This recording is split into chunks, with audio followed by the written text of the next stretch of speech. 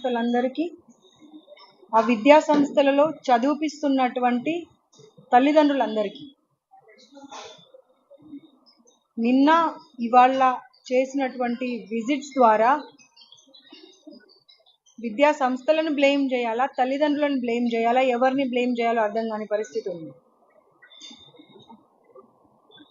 పిల్లలు చదవాలి, బంగారు భవిష్యత్తు ఉండాలి, ఉన్నత స్థితికి వెళ్ళాలి అని ఆశించి వాళ్ళ స్థాయి లేకపోయినా స్థాయికి మించి ఆస్తులు అమ్ముకొని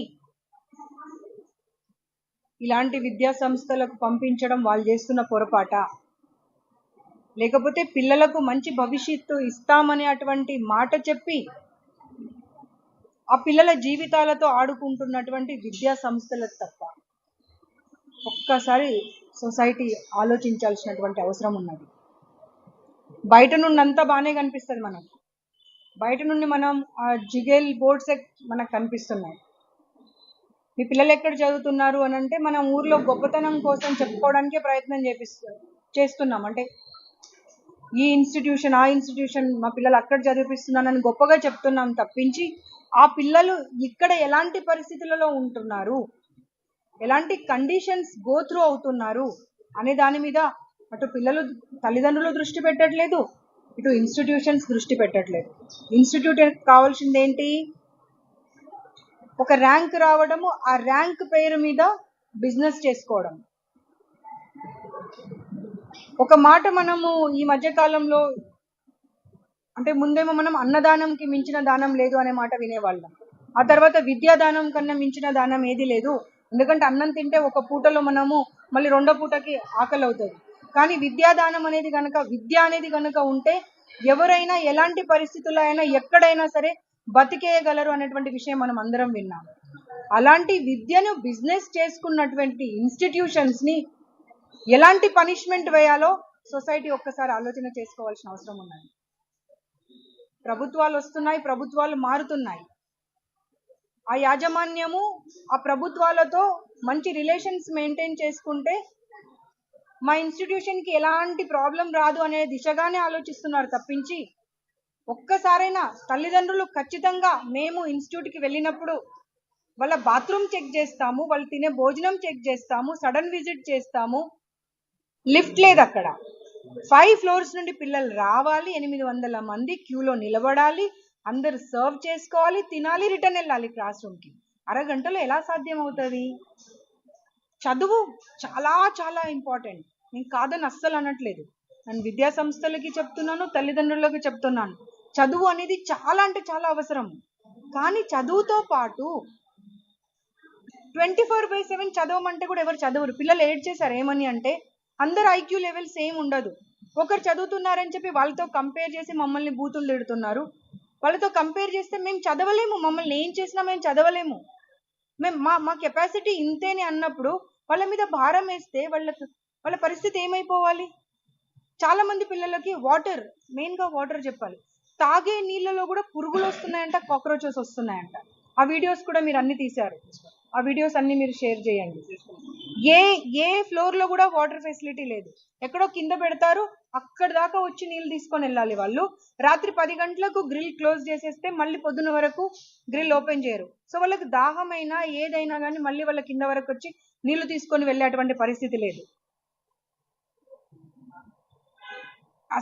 ఎన్ని ప్రాబ్లమ్స్ అంటే ఏ ప్రాబ్లం గురించి చెప్పాలో అర్థం కావట్లే. మెడిసిన్స్ ఎక్స్పైర్ అయిపోయినటువంటి మెడిసిన్స్ ఇస్తున్నారట, 3 టాబ్లెట్స్ ఉంటాయంట, ఒకటి డోలో 650, ఇంకొకటి లాక్టోకాలమైన్, స్కిన్ ప్రాబ్లం వస్తే జిందాతిలిస్మాల్. ఎవరికి ఏ ప్రాబ్లం వచ్చినా దాన్ని తాగిపిచ్చేసి పంపించేస్తున్నారంట. ఒక అమ్మాయి లంగ్స్ ప్రాబ్లం అయిందంట, ఇదే ఫుడ్ తిని ప్రాబ్లం వస్తే ఆ అమ్మాయి బ్లడ్ వామిటింగ్స్ చేసుకుంటే కూడా ఆ జిందాతిలిస్మాల్ వాటర్లో వేసి అదే తాగిపిచ్చేసి నీకేం కాలేదు, చదువు తప్పించుకోవడానికి డ్రామాలు చేస్తున్నామని మాట్లాడారంట. సార్ వాళ్ళు చదువుకోవడానికే వచ్చారు, తప్పకుండా మీరు గురువులు దైవంతో సమానం. నేను చెప్తున్నాను, నేను గురువులను కూడా కించపరచట్లేదు, తగ్గించట్లేదు, గురువులు దైవంతో సమానం. కానీ ఆ పిల్లల మానసిక స్థితిని చూసి, వాళ్ళ ఐక్యూ లెవెల్స్ని చూసి వాళ్ళకి మనం చదివించాలి.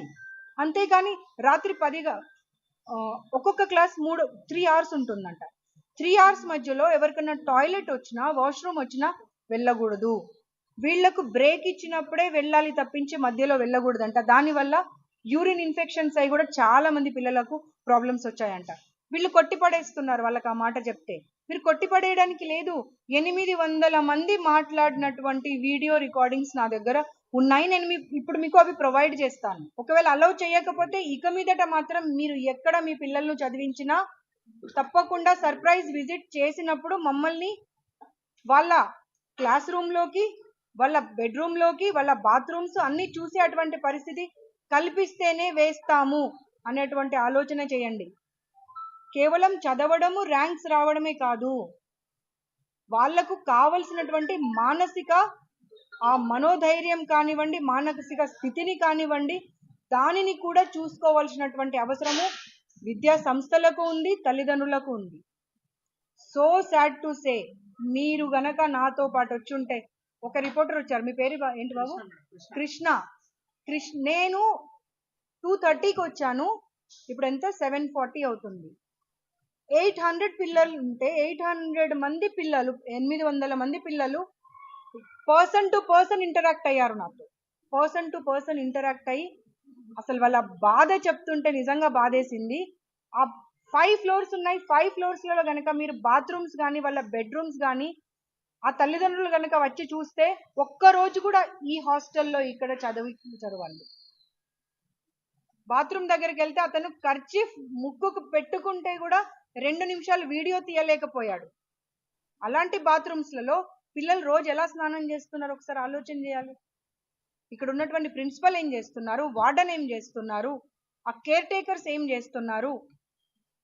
చాలా సార్లు పాములు వచ్చాయంట, జెర్రీలు వచ్చాయంట, కాక్రోచెస్ అయితే మేము వీడియోస్ తీసాం, మా దగ్గర ఉన్నాయి. ఆ బెడ్స్ కింద అన్ని కాక్రోచెస్ ఉన్నాయి. 2-3 రోజులు రూమ్ క్లీన్ చేయరంట. మాతో వచ్చిన కానిస్టేబుల్ చూసి కూడా అమ్మాయి కూడా అసలు ఏం మాట్లాడాలో అమ్మాయికి అర్థం కాలేదు. ఎందుకంటే మేల్ని ఎందుకులే తీసుకెళ్లడం అని ఫీమేల్ని తీసుకెళ్లడం జరిగింది. అన్కుక్డ్ రైస్ ఇస్తారంట, రైస్ లో కూడా వాటర్ ఉంటుందంట. ఇంకా పప్పు సాంబార్ అయితే అసలు దాన్ని సాంబార్ అనాలా, చారు అనాలా అర్థం కాని పరిస్థితి ఉంటుందంట. కూర ఒక్కసారి పెడితే రెండోసారికి కూర పెట్టారు. కాక్రోచెస్ వస్తున్నాయంట అన్నంలో, పురుగులు వస్తున్నాయంట. కాక్రోచెస్ పురుగులు వచ్చినప్పుడు కాక్రోచ్ లో పురుగులు వచ్చినాయంటే ఇవి కాక్రోచ్ పురుగు కాదు, ఇవి కూడా ఇంగ్రీడియంట్సే. అది ఇలాయచీ